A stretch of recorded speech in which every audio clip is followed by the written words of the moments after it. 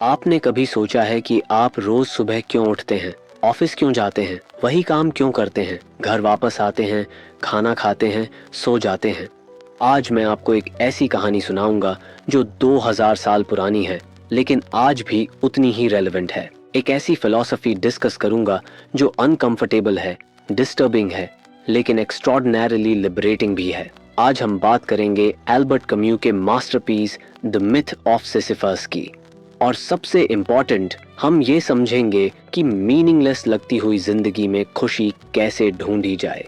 1942 world war 2 चल रहा है। यूरोप खून खराबे में डूबा हुआ है, मिलियन लोग मर रहे हैं। उस टाइम एक फ्रेंच फिलोसोफर एल्बर्ट कम्यू एक ऐसे लिखते हैं। इस ऐसे का टाइटल है द मिथ ऑफ सिसिफस और ऐसे का पहला सेंटेंस है एक बॉम्ब।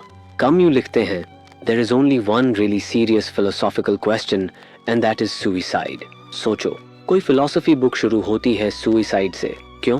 क्योंकि कम्यू का कहना है कि फिलॉसफी का पहला काम ये डिसाइड करना है कि लाइफ वर्थ लिविंग है या नहीं। अगर लाइफ मीनिंगलेस है तो आप इसको जिए क्यों? ये क्वेश्चन अनकंफर्टेबल है, शॉकिंग है, लेकिन ये क्वेश्चन हर इंसान ने कभी ना कभी अपने दिमाग में फील किया है, चाहे वो एडमिट करे या ना करे। कम्यू कहते हैं कि ये क्वेश्चन नेचुरल रिस्पॉन्स है एक अंडरलाइंग रियलिटी का, और वो रियलिटी है एब्सर्डिटी। लाइफ फंडामेंटली अब्सर्ड है। अब समझते हैं कि अब्सर्डिटी का मतलब क्या है कम्यू के कॉन्टेक्स्ट में। देखो, एब्सर्ड वर्ड का नॉर्मल मीनिंग होता है कुछ रिडिकुलस, कुछ सेंसलेस, लेकिन कम्यू का एब्सर्ड कॉन्सेप्ट बहुत गहरा है। कम्यू कहते हैं, absurdity lies in the juxtaposition between the fundamental human need to attribute meaning to life and the unreasonable silence of the universe in response. मतलब absurdity arise होती है जब दो चीजें collide करती हैं। पहली चीज, human beings की deep desire कि लाइफ में meaning हो, order हो, justice हो, purpose हो। दूसरी चीज, universe का complete silence, indifference, chaos। समझिए एक एग्जाम्पल से, आप चाहते हैं कि दुनिया जस्ट हो, अच्छे लोगों के साथ अच्छा हो, बुरे लोगों के साथ बुरा हो, लेकिन रियलिटी में क्या होता है? इनोसेंट बच्चे कैंसर से मर जाते हैं, करप्ट लोग सक्सेसफुल होते हैं, ऑनेस्ट लोग स्ट्रगल करते हैं। यूनिवर्स में कोई इनहेरेंट जस्टिस नहीं है। तुम चाहे कितना भी क्यों पूछो, यूनिवर्स तुम्हें कोई आंसर नहीं देगा। ये साइलेंस, ये इंडिफरेंस, ये केओस, इस और तुम्हारी मीनिंग की जरूरत के बीच जो क्लैश है वो है अब्सर्डिटी। कम्यू क्लियर करते हैं कि अब्सर्डिटी यूनिवर्स में नहीं है, अब्सर्डिटी तुम्हारे मन में भी नहीं है। अब्सर्डिटी एग्जिस्ट करती है रिलेशनशिप में, तुम्हारे और यूनिवर्स के बीच की रिलेशनशिप में। ये डिवोर्स है तुम्हारे और दुनिया के बीच, और ये डिवोर्स परमानेंट है, अनअवॉइडेबल है। तो क्वेश्चन आता है, जब लाइफ अब्सर्ड है, मीनिंगलेस है, तो क्या सुइसाइड लॉजिकल सॉल्यूशन है? क्या लाइफ जीने लायक नहीं है? कम्यू का आंसर शॉकिंग है। कम्यू कहते हैं, even if one does not believe in God, suicide is not legitimate. लेकिन क्यों? अगर लाइफ मीनिंगलेस है तो सुइसाइड क्यों नहीं? कम्यू का कहना है कि सुइसाइड एक्चुअली एक एस्केप है अब्सर्डिटी से। सुइसाइड एक तरीके से एक्सेप्ट कर रही है कि अब्सर्डिटी ने तुम्हें डिफीट कर दिया, लेकिन कम्यू कहते हैं अब्सर्डिटी को एक्सेप्ट करो, उससे एस्केप मत करो, फेस करो इसको, लिव विद इट, और इसमें ही लिबरेशन है। अब आते हैं सिसिफस की कहानी पर। ग्रीक मिथोलॉजी में सिसिफस एक किंग था, बहुत कनिंग, बहुत क्लेवर। उसने गॉड्स को मल्टीपल बार ट्रिक किया। एक बार उसने डेथ को ही चेन्स में बांध कर दिया ताकि कोई मरने ना पाए। जब फाइनली गॉड्स ने सिसिफस को पकड़ लिया, उन्होंने डिसाइड किया कि इसका पनिशमेंट एटर्नल होना चाहिए। तो उन्होंने सिसिफस को एक पनिशमेंट दी जो शायद सबसे ब्रूटल पनिशमेंट है जो इमेजिन की जा सकती है। सिसिफस को एक बोल्डर, एक बहुत बड़ा पत्थर, एक पहाड़ के टॉप तक धकेलना था। जब वो टॉप तक पहुंचता, पत्थर वापस नीचे गिर जाता, फिर सिसिफस नीचे जाता और दोबारा शुरू करता। टॉप तक पहुंचता, पत्थर नीचे, दोबारा शुरू। ये साइकिल इटर्नल है, हमेशा के लिए, कभी खत्म नहीं होगी।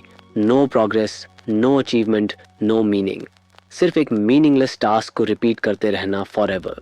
कम्यू कहते हैं ये सिसिफस की पनिशमेंट एक मेटाफॉर है मॉडर्न ह्यूमन लाइफ का। देखो अपनी लाइफ, रोज सुबह उठते हो, स्ट्रीट कार, बस, मेट्रो पकड़ के ऑफिस जाते हो, 4 घंटे काम करते हो, लंच ब्रेक, फिर 4 घंटे काम, घर वापस, डिनर, स्लीप, और फिर Monday, Tuesday, Wednesday, Thursday, Friday, Saturday, Sunday, same rhythm, same routine, decades तक, फिर रिटायरमेंट, फिर डेथ। क्या पॉइंट है? काम्यू लिखते हैं, the workman of today works every day in his life at the same task and this fate is no less absurd. तुम्हारी 9 से 5 की जॉब और सिजिफस का बोल्डर में क्या डिफरेंस है? दोनों मीनिंगलेस रिपीटेटिव टास्क हैं। डिफरेंस सिर्फ इतना है कि सिसिफस कॉन्शियस है अपने अब्सर्डिटी का, जबकि तुम्हारी कॉन्शियसनेस सो रही है रूटीन की एनेस्थीसिया में। कम्यूज इंटरेस्टेड हैं उस मोमेंट में जब सिसिफस पहाड़ के टॉप से नीचे आता है, जब पत्थर रोल डाउन कर चुका है, जब सिसिफस वापस नीचे जा रहा है एक और बार शुरू करने के लिए। कम्यू कहते हैं, it is during that return, that pause, that Sisyphus interests me. क्यों? क्योंकि ये वही मोमेंट है जब सिसिफस फुली कॉन्शियस होता है अपनी कंडीशन का। ये वही ट्रैजिक मोमेंट है जब हीरो अपनी रेचिड कंडीशन को रियलाइज करता है। उसे पता है कि ये पत्थर दोबारा नीचे आएगा। उसे पता है कि ये साइकिल कभी एंड नहीं होगी। उसे कोई होप नहीं है। लेकिन कम्यू कहते हैं, there is no fate that cannot be surmounted by scorn. इसका अर्थ है जिस दिन तुम किस्मत से डरना और उसे सिर पर बैठाना छोड़ देते हो, उसी दिन वह तुम्हें नियंत्रित करने की शक्ति खो देती है। अब आता है ऐसे का सबसे रेवोल्यूशनरी पार्ट। काम्यू कहते हैं, जब Sisyphus acknowledges the futility of his task, जब वो सर्टेनिटी ऑफ हिज फेट को एक्सेप्ट कर लेता है, तब वो फ्री हो जाता है। फ्री हो जाता है एक state of contented acceptance achieve करने के लिए। और इसे का लास्ट लाइन शायद फिलॉसफी में सबसे पावरफुल लाइंस में से एक है। काम्यू लिखते हैं, one must imagine Sisyphus happy. Imagine Sisyphus happy कैसे? वो तो इटर्नल मीनिंगलेस टॉर्चर में है। लेकिन कैम्यू का पॉइंट एग्जैक्टली यही है। हैप्पीनेस एक्सटर्नल सर्कमस्टेंसेस से नहीं आती, हैप्पीनेस इंटरनल एक्सेप्टेंस से आती है। सिसिफस जब तक गॉड से, फेट से, यूनिवर्स से रिवोल्ट करता रहा, तब तक मिजरेबल रहा। लेकिन जिस मोमेंट उसने अब्सर्डिटी को एक्सेप्ट कर लिया, जिस मोमेंट उसने अपनी फेट को ओन कर लिया, उस मोमेंट से वो हैप्पी बन गया। क्योंकि अब वो विक्टिम नहीं है, वो कॉन्शियस पार्टिसिपेंट है। सिसिफस अब जानता है कि पत्थर नीचे गिरेगा, लेकिन वो फिर भी धकेलता है। Not because he has hope, not because he thinks कुछ अचीव होगा, बट बिकॉज वो चूज करता है धकेलना। ये उसकी चॉइस है, ये उसकी फ्रीडम है, और इस चॉइस में, इस फ्रीडम में हैप्पीनेस है। कम्यू का कंक्लूजन प्रोफाउंड है, the struggle itself toward the heights is enough to fill a man's heart. मतलब डेस्टिनेशन नहीं, जर्नी इंपॉर्टेंट है। अचीवमेंट नहीं, एफर्ट इंपॉर्टेंट है। मीनिंग नहीं, लिविंग फुली इंपॉर्टेंट है। अब इंडियन फिलॉसफी से कनेक्ट करते हैं। भगवत गीता में श्री कृष्णा अर्जुना को क्या कहते हैं? कर्मण्येवाधिकारस्ते मा फलेषु कदाचन। तुम्हारा अधिकार सिर्फ कर्म करने पर है, रिजल्ट्स पर नहीं। Don't be attached to fruits of action. कर्म करो, रिजल्ट की चिंता मत करो। देखो सिमिलैरिटी। कम्यू कहते हैं, accept the absurdity, keep pushing the boulder, don't expect meaning. Krishna कहते हैं, do your duty, don't be attached to results. दोनों में कोर मैसेज सेम है, action without attachment, effort without expectation, living without clinging. लेकिन एक crucial difference भी है। कृष्णा कहते हैं, एक हायर पर्पस है, एक डिवाइन प्लान है। तुम्हें समझ में नहीं आता, बट अल्टीमेटली सब डिवाइन विल का पार्ट है। कैम्यू इससे डिसएग्री करते हैं। कैम्यू कहते हैं, कोई डिवाइन प्लान नहीं है, यूनिवर्स इंडिफरेंट है, कोई हायर पर्पस नहीं है। और एग्जैक्टली यहाँ पे कैम्यू का फिलॉसफी रेवोल्यूशनरी बन जाता है। कैम्यू कहते हैं, एग्जिस्टेंशलिस्ट फिलोसोफर्स जैसे किरकेगार्ड, जैस्पर्स, हाइडेगर, सब ने अब्सर्डिटी को रिकॉग्नाइज किया, सब ने लाइफ की मीनिंगलेसनेस को देखा। लेकिन फिर क्या किया? फिर उन्होंने लीप ऑफ फेथ की बात की। उन्होंने कहा कि गॉड में बिलीव करो, ट्रांसेंडेंस में बिलीव करो और मीनिंग मिल जाएगी। कम्यू इसको फिलोसॉफिकल सुइसाइड कहते हैं। कम्यू का कहना है कि ये चीटिंग है। पहले तुम रियलाइज करते हो कि लाइफ मीनिंगलेस है, फिर तुम एक इमेजिनरी गॉड क्रिएट करते हो और कहते हो अब मीनिंग मिल गई। ये अब्सर्डिटी को फेस करना नहीं है, ये अब्सर्डिटी से एस्केप करना है। कैमू के लिए अब्सर्डिटी को एक्सेप्ट करना मतलब ये नहीं है कि तुम गॉड इन्वेंट कर लो या होप इन्वेंट कर लो। एब्सर्डिटी को एक्सेप्ट करना मतलब है जेन्युइनली, ऑनेस्टली, करेजियसली इस ट्रूथ के साथ जीना कि लाइफ में कोई इनहेरेंट मीनिंग नहीं है। तो क्या करना चाहिए? कैम्यू 3 कैरेक्टरिस्टिक्स आइडेंटिफाई करते हैं एब्सर्ड लाइफ के। पहला, रिवोल्ट। तुम कॉन्स्टेंटली रिवोल्ट करो अब्सर्डिटी के अगेंस्ट। मतलब तुम एक्सेप्ट करो कि मीनिंग नहीं है, लेकिन फिर भी तुम लिविंग फुली चूज करो। ये रिवोल्ट है यूनिवर्स की इंडिफरेंस के अगेंस्ट। दूसरा फ्रीडम, तुम एब्सोल्युटली फ्री हो थिंक करने और बिहेव करने के लिए जैसे तुम चूज करो, क्योंकि कोई प्री डिटर्मिन्ड मीनिंग या पर्पस नहीं है।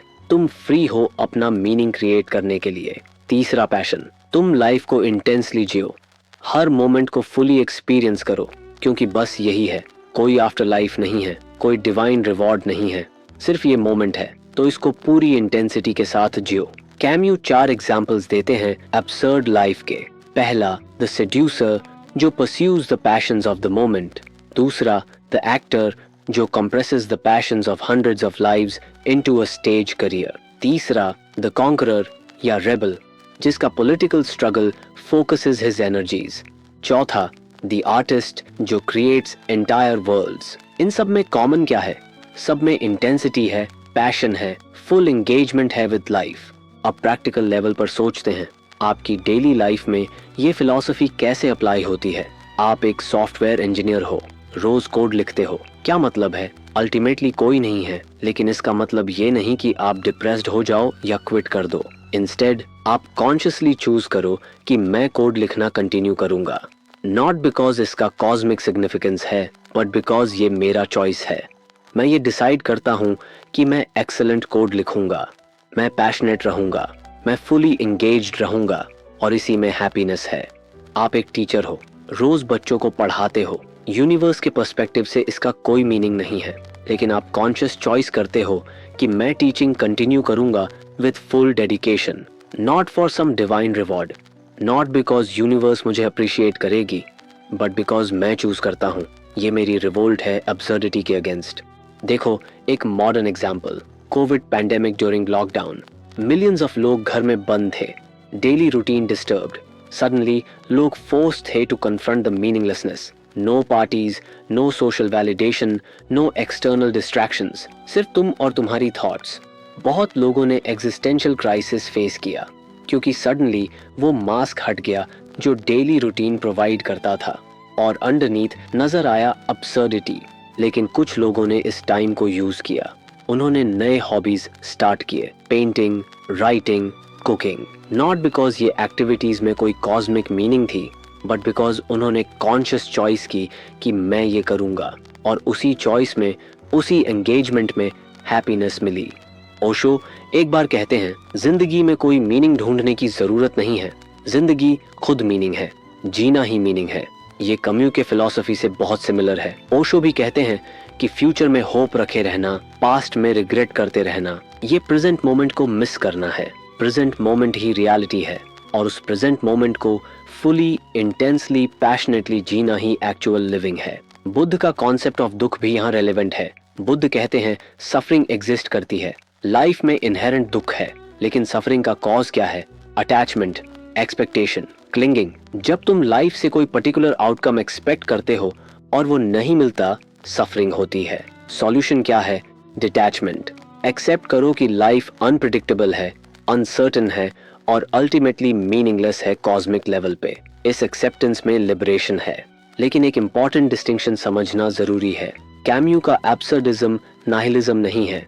नाहिलिज्म कहती है कि क्योंकि लाइफ मीनिंगलेस है, कुछ भी मैटर नहीं करता, तो कुछ भी करो, मॉरल वैल्यूज की कोई जरूरत नहीं। कैम्यू इससे स्ट्रांगली डिसएग्री करते हैं। कैम्यू कहते हैं एग्जैक्टली, क्योंकि लाइफ मीनिंगलेस है, तुम्हें कॉन्शियसली अपने वैल्यूज चूज करने पड़ते हैं। तुम्हें कॉन्शियसली डिसाइड करना पड़ता है कि तुम कैसा इंसान बनना चाहते हो। अगर कोई गॉड नहीं है जो तुम्हें कमांडमेंट्स दे रहा है, अगर कोई कॉस्मिक लॉ नहीं है जो मोरालिटी डिफाइन कर रहा है, तो फिर मोरालिटी तुम्हारी रिस्पॉन्सिबिलिटी बन जाती है। ये फ्रीडम है, बट ये रिस्पॉन्सिबिलिटी भी है, और ये बहुत प्रोफाउंड आइडिया है। तुम्हारी चॉइसेस मैटर करती हैं, नॉट बिकॉज यूनिवर्स में कोई प्री डिटर्मिन्ड मीनिंग है, बट एग्जैक्टली बिकॉज कोई प्री डिटर्मिन्ड मीनिंग नहीं है। तुम जो चूज करते हो वही तुम्हारी लाइफ की मीनिंग बन जाती है। कैम्यू अपनी दूसरी फेमस बुक द रेबल में एक और क्वेश्चन एक्सप्लोर करते हैं। अगर the myth of Sisyphus answer करती है why should I not kill my self, तो द रेबल आंसर करती है why should I not kill others. और आंसर सिमिलर है, क्योंकि लाइफ अब्सर्ड है। इसका मतलब ये नहीं कि तुम दूसरों को हार्म कर सकते हो, रादर क्योंकि लाइफ अब्सर्ड है और कोई कॉस्मिक जस्टिस नहीं है, तुम्हें ज्यादा केयरफुल होना चाहिए दूसरों के साथ, क्योंकि अल्टीमेटली हम सब एक ही अब्सर्ड कंडीशन में हैं, हम सब एक ही बोट में हैं। इस सॉलिडारिटी में, इस शेयर्ड अब्सर्डिटी में एक फाउंडेशन है एथिकल बिहेवियर का। अब सोचते हैं स्पेसिफिक सिचुएशंस पर।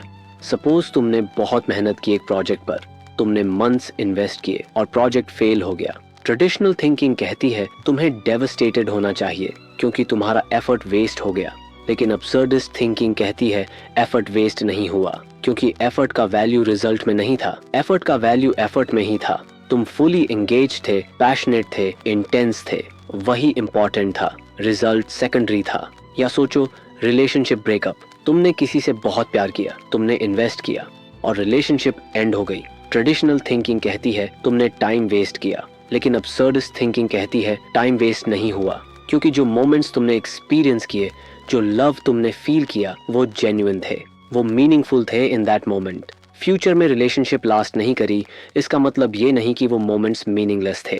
या करियर चॉइस, तुम्हें एक स्टेबल जॉब मिल रही है लेकिन तुम्हारा पैशन आर्ट में है। ट्रेडिशनल थिंकिंग कहती है स्टेबल जॉब लो क्योंकि फ्यूचर सिक्योर होगा, लेकिन अब्सर्डिस्ट थिंकिंग कहती है कोई गारंटी नहीं है फ्यूचर की। तुम स्टेबल जॉब लो या आर्ट परस्यू करो, अल्टीमेटली दोनों रोड्स मीनिंगलेस हैं कॉस्मिक पर्सपेक्टिव से। तो क्यों ना तुम वो चूज करो जो तुम्हें इंटेंस फीलिंग देता है, जो तुम्हें अलाइव फील कराता है।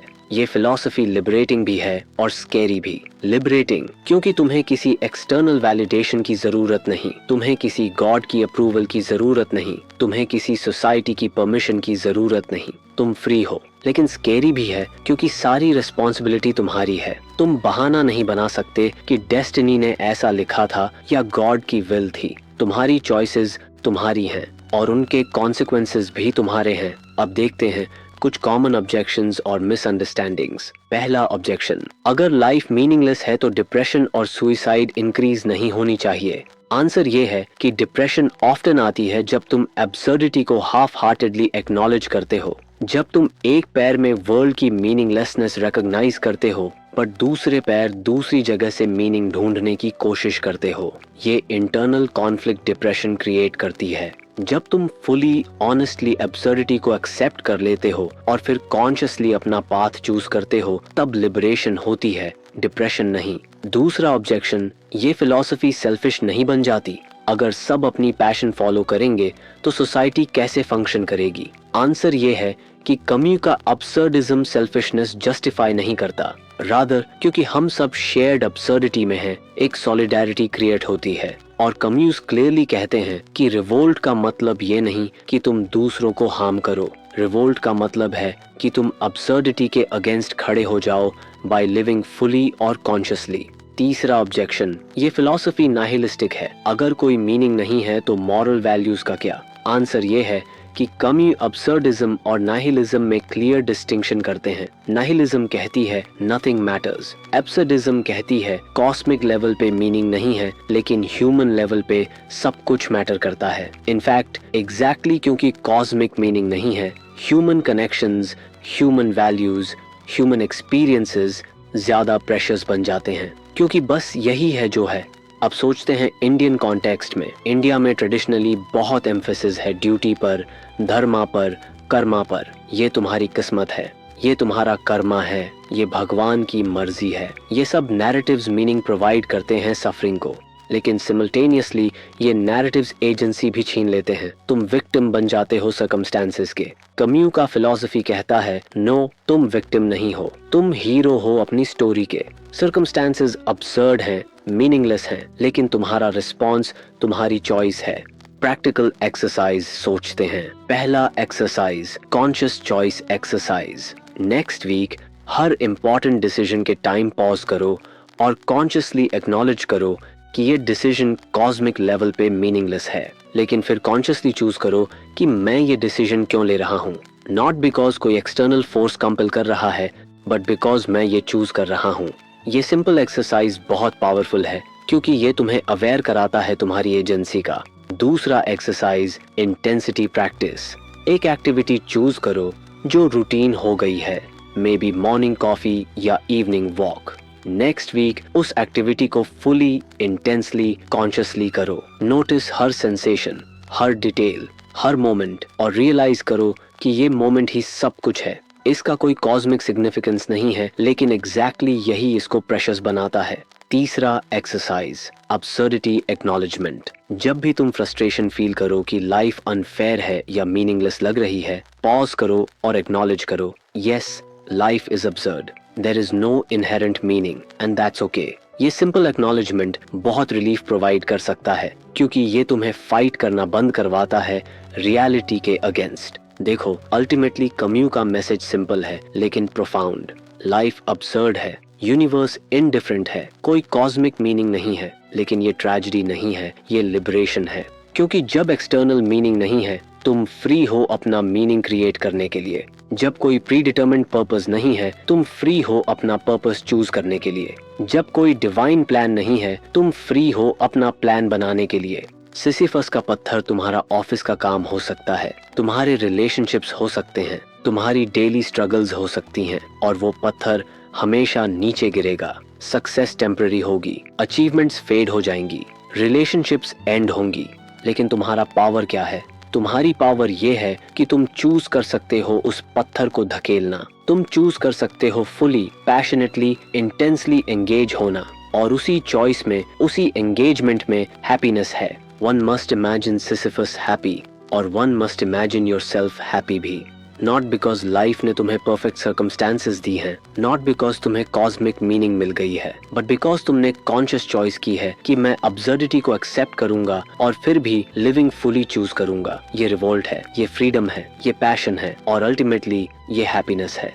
Final takeaway, लाइफ में मीनिंग ढूंढना बंद करो, लाइफ को जीना शुरू करो, रिजल्ट से डिटैच हो जाओ, प्रोसेस में इंटेंस हो जाओ, फ्यूचर की चिंता छोड़ो, प्रेजेंट मोमेंट में फुली हो जाओ, एक्सटर्नल वैलिडेशन की जरूरत खत्म करो, इंटरनल कन्विक्शन डेवलप करो, और सबसे इम्पोर्टेंट, रियलाइज करो कि बोल्डर धकेलना ही लाइफ है। बोल्डर कभी टॉप पे परमानेंटली नहीं रहेगा, लेकिन धकेलना तुम्हारा चॉइस है, और उसी चॉइस में, उसी कॉन्शियस पार्टिसिपेशन में लिबरेशन है। कम्यू का लास्ट मैसेज याद रखो, the struggle itself toward the heights is enough to fill a man's heart. Struggling is enough, striving is enough, living fully is enough. कोई और वैलिडेशन की जरूरत नहीं है, तुम इनफ हो, तुम्हारा एफर्ट इनफ है, तुम्हारा एग्जिस्टेंस इनफ है। एग्जैक्टली जैसे है वैसे ही बस जी रहे हो, वो इनफ है। और जब ये रियलाइजेशन होता है, तब ट्रू फ्रीडम मिलती है, तब ट्रू हैप्पीनेस मिलती है, तब तुम जेन्युइनली इमेजिन कर सकते हो सिसिफस को हैप्पी, और सबसे इम्पोर्टेंट, तब तुम जेन्युइनली अपने आप को हैप्पी इमेजिन कर सकते हो, क्योंकि तुम सिसिफस हो।